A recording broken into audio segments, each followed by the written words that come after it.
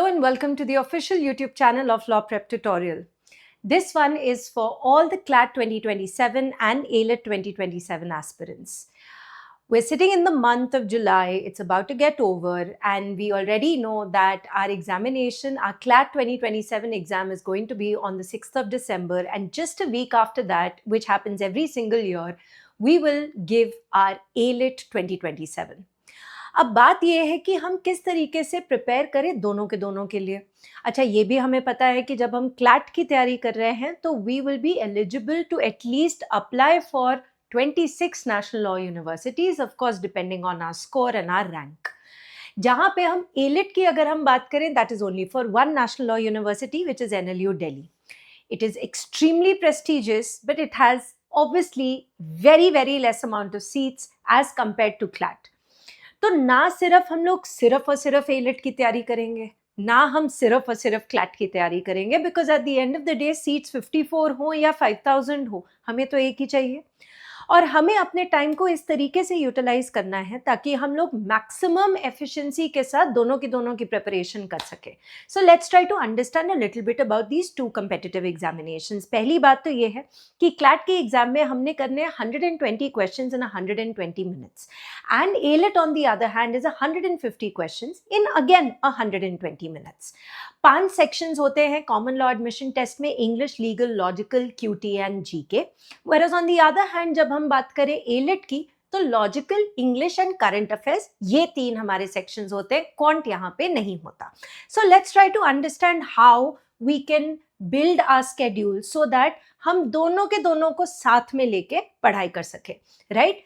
पहली बात तो सबसे इंपॉर्टेंट चीज ये है कि जब हम क्लैट की तैयारी करते हैं तो कहीं ना कहीं हमारी एलिट की तैयारी तो ऑलरेडी हो रही है। हाँ, QT एक ऐसी चीज़ है जो कि सिर्फ और सिर्फ कॉमन लॉ एडमिशन टेस्ट में इस्तेमाल होगी, यहाँ पे नहीं होगी, लेकिन analytical reasoning, critical reasoning, deductive reasoning, English, right, current affairs, all of this is something which is overlapping in both of them, and so hence that means हमारे लिए बहुत easy हो जाएगा। बट एक बच्चे के लिए the minute he starts giving an AILET examination, उसको सबसे बड़ी प्रॉब्लम बताऊं क्या लगती है कि उसको बहुत आदत है कि अच्छा सेक्शन का नाम मैं देखूंगा और फिर उस हिसाब से आई विल डू इट। सो अगर इंग्लिश लिखा है तो इंग्लिश ही होना चाहिए, लॉजिकल लिखा है तो सिर्फ लॉजिकल के क्वेश्चंस होने चाहिए, लीगल के नहीं होने चाहिए, and this is the mentality that we have to give up. And also for CLAT, by the way, क्योंकि कभी कभार हमने देखा है कि जैसे क्लैट 2024 एग्जामिनेशन में GK के सेक्शन में प्योरली रीडिंग कॉम्प्रिहेंशन था, यहीं क्लैट 2026 के एग्जामिनेशन में लीगल रीजनिंग के सेक्शन में एक पॉलिटी का सेक्शन था जहां पे प्रियम्बल के बारे में पूछा गया था। So hence the most important thing is आप expecting clean boundaries is a blunder, right? AILET legal reasoning अलग या लॉजिकल रीजनिंग अलग नहीं करता। तो इसका मतलब ये है कि instead of thinking section wise we will go question wise. ये भी हो सकता है कि कॉमन लॉ एडमिशन टेस्ट में भी हमारा थोड़ा मिसलेनियस टाइप की चीज हो जाए कि पहला इंग्लिश, दूसरा लीगल, तीसरा लॉजिकल। अगर ये हो गया तो भी हमें आएगा, क्योंकि कॉन्सेप्ट तो सेम ही है ना, जस्ट दैट हमारे दिमाग में वो जो फिक्स स्ट्रक्चर है वो थोड़ा सा शिफ्ट हमें करना पड़ेगा। सो मिसलेनियस टाइप की एक्सरसाइजेस करनी बहुत जरूरी है अगस्त ऑनवर्ड्स और मिड अगस्त ऑनवर्ड्स। अभी क्या हम कर रहे हैं, वी आर जस्ट डूइंग सेक्शनल्स, कभी इंग्लिश का, कभी लॉजिकल का।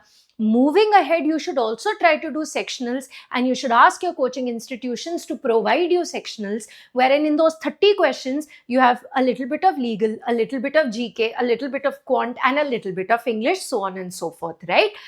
Moving ahead, the most important thing over here is CLAT is testing reading stamina. AILET is sort of like a rapid fire. Rapid fire in the sense कि 450 शब्दों का एक passage नहीं है। हाँ, इंग्लिश में कभी कभार थोड़ा बड़ा पैसेज आ जाता है, लेकिन दैट विल ऑल्सो डिफर, कभी कितने शब्द का, कभी कितने शब्द का। And when we talk about legal reasoning तो बहुत ही ईजी है, बिकॉज 1 or 2 लाइन्स का principle and it's actually pretty easy.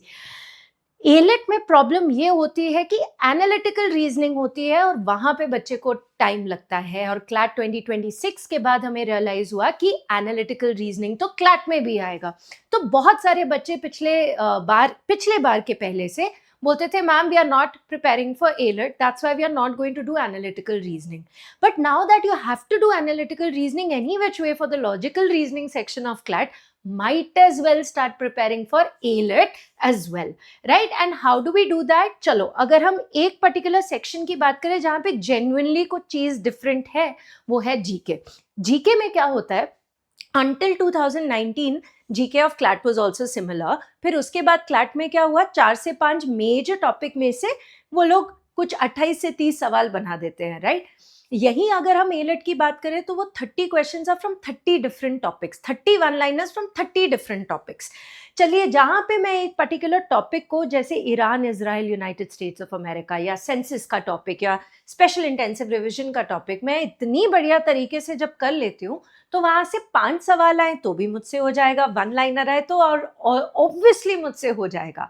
लेकिन कुछ ऐसे स्टैंड अलोन टॉपिक्स होते हैं जो मोस्टली एलेट में आते हैं, topics such as military exercises, defense summit, indices, India ka specific ranking over there, right? Awards, important days and themes. There are important articles, important constitutional amendments, things such as state say related dances and state, festivals and state, tribes and state, such and such questions, right? तो हर हफ्ते मुझे या हर दिन या alternatively मुझे कुछ time dedicate करके ये स्टैटिक जीके का पोर्शन, मैं वैसे इसको स्टैटिक जीके मानूंगी नहीं, हाँ ये जरूर स्टैटिक जीके है, important articles and important constitutional amendments भी स्टैटिक जीके है, but the rest of us it is basically current affairs, right?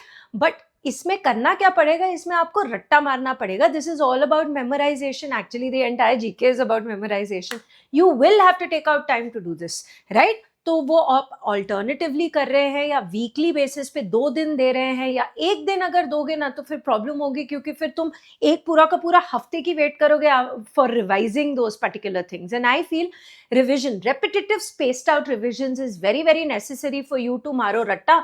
ये तो चलो ठीक है, तुम लोगों को वैसे भी आता है क्योंकि हम लोगों ने बचपन से एक ही चीज तो सीखी है, वो है रट्टा मारना, right?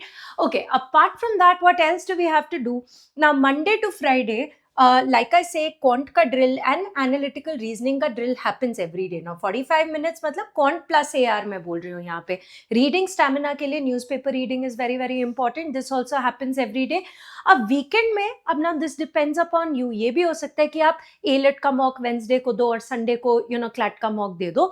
But moving into when the minute you get into August, and this is for those CLAT 2027 and ALET 2027 aspirants who have been preparing for some time. The ones who've just started right now, possibly you can do this from the end of August or starting September, but you will have to do it nonetheless, right? So every single week will be 2 mocks starting August or starting September, whenever you started your preparation, wherein one particular day, it could be like the weekend, since I've written it over here, weekend bhi kar sakte hain, Saturday CLAT and Sunday ALET, but it can be, you can mix and match it on your own. But more than that, of course, analysis also has to take place. So you have to see your own schedule and you have to do these things around that. But please give these papers also because of the fact कि अगर कल जाके कोई surprise element आ जाए. CLAT consortium ने अपने website पे अपने सिलेबस में सिर्फ इतना लिखा है that questions will be asked from 5 subjects. उन्होंने ये नहीं बोला कि ये 5 subjects will be divided into 5 sections. वो 5 subjects can be miscellaneous also, like I said, one this and one GK and second English and third logical. If they really want to get into it, they can totally do that. वो नहीं किया उन्होंने in the past, that's a different deal altogether, but they can, right? So we have to be prepared for every kind of contingency. इसीलिए आपके पूरे के पूरे week में, and of course sectionals तो है ही है, I have not really spoken about that because you see this entire thing is about how to make sure that you are preparing for ALET as well as CLAT.